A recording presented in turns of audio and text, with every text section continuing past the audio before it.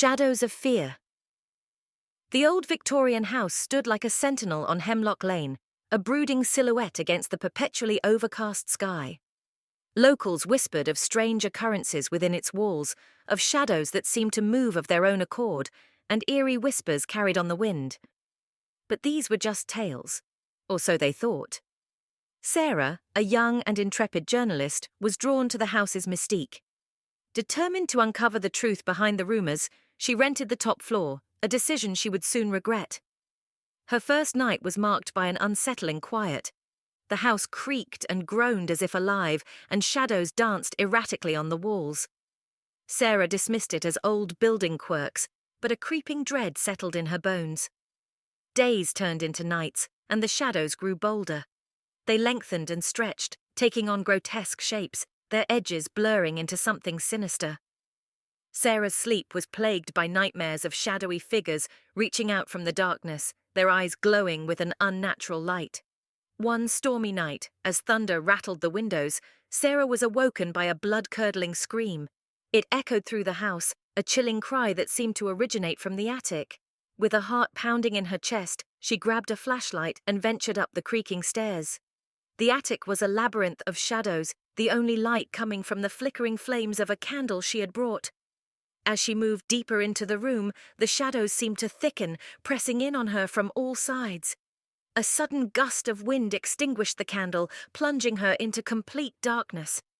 Then she saw it. A shadowy figure, taller than any human, stood at the end of the attic. Its eyes burned like embers, and its elongated limbs moved with unnatural grace. Fear gripped Sarah as she realized she was not alone. The creature took a step forward, and the air grew thick with an otherworldly presence. Sarah could feel its malice, a cold, consuming hatred directed solely at her. She stumbled backward, her heart hammering against her ribs. Just as the creature lunged, a bolt of lightning illuminated the attic. In that brief moment of clarity, Sarah saw the creature's true form, a grotesque amalgamation of shadows, with a face that was a twisted mockery of humanity. With a scream, she turned and fled, the creature's inhuman howls echoing behind her. She burst out of the attic door and down the stairs, her breath coming in ragged gasps. The front door was just a few feet away when something grabbed her ankle. She fell, the world spinning around her.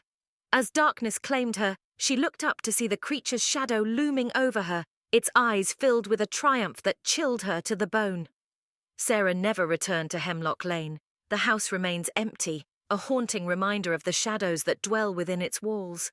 Some say on dark nights, you can still hear her screams, carried on the wind, a chilling echo of the terror that consumed her.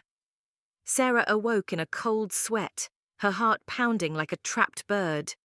The room was bathed in an eerie twilight, the first light of dawn struggling to pierce the thick, oppressive gloom. She was in her own bed, yet the lingering terror of the night before clung to her like a shroud. The following days were a blur of denial and fear. She tried to convince herself it was a nightmare, a trick of the mind played by a house as old as time. But the scratches on her ankle, a stark reminder of the night's horror, refused to fade. Driven by a desperate need for answers, Sarah began to research the house's history. What she discovered sent a shiver down her spine. The house had been built on an ancient burial ground, a place where dark rituals were rumored to have been performed.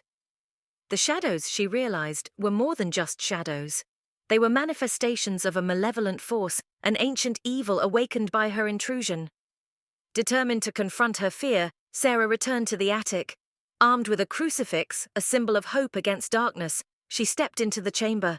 The shadows seemed to writhe and dance in anticipation, their malevolent presence palpable. As she ventured deeper into the attic, a chilling wind swept through the room, carrying with it the faint scent of decay. Then she saw it, a dark, swirling vortex at the center of the room. It pulsed with an otherworldly energy, drawing her in like a moth to a flame. With a surge of courage, Sarah raised the crucifix. As she did, the vortex erupted and the shadows coalesced into a monstrous form, its eyes burning with a hatred that seemed to consume the world. A battle ensued, a silent struggle between light and darkness. Sarah fought with a ferocity born of desperation, her mind a battlefield of terror and defiance. In the end, it was the power of human spirit that prevailed. As the first rays of sunlight pierced the attic window, the creature howled in agony, its form dissolving into nothingness. Exhausted but triumphant, Sarah stumbled out of the attic and into the dawn. The house, once a prison of fear, now felt cleansed. The shadows were gone, replaced by the warm embrace of daylight. As she left Hemlock Lane, she glanced back at the old Victorian house. It stood defiant against the morning sky, a silent sentinel that had witnessed horrors beyond imagination. And as she drove away, she knew that while the shadows might have retreated, their legacy would forever be etched in her memory, a haunting reminder of the darkness that lurks in the corners of our minds. Sarah's ordeal was far from over. The psychological scars ran deeper than the physical ones. Nightmares continued to plague her, the shadowy figure a constant spectre in her dreams.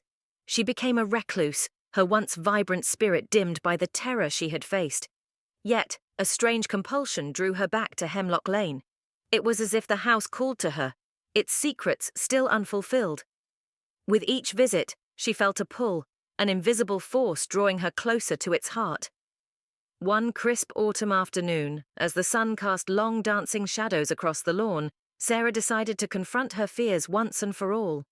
Armed with a camera and a newfound courage, she stepped over the threshold. The house was eerily quiet. Dust motes danced in the sunlight, casting intricate patterns on the floor. As she explored the familiar rooms, a sense of peace washed over her. It was as if the house, cleansed of its evil, was now a sanctuary. In the attic, where the battle had raged, a peculiar energy lingered. It was different, lighter, almost hopeful. With her camera, she began to document the room, capturing every detail. As she focused on the spot where the vortex had once been, something strange happened. A shimmering, ethereal light enveloped her. When her vision cleared, she was standing in a different room. It was a beautiful, sunlit chamber, filled with bookshelves and a large, ornately carved desk. In the center of the room, an elderly man sat, his face etched with wisdom and kindness. "You have shown great courage, child," the man said, his voice gentle. "You have broken the chains of fear that bound this house." Sarah was stunned. She couldn't believe what she was seeing. The man smiled, his eyes twinkling with a knowing light. "I am the guardian of this place," he explained. "For centuries, I have watched over the house and the darkness that lurks within its walls. You have done what many before you failed to do. You have defeated the shadow." As quickly as he had appeared, the old man vanished, leaving Sarah alone in the ethereal room. When she returned to the attic, the room was as she had left it, the sunlight streaming through the window.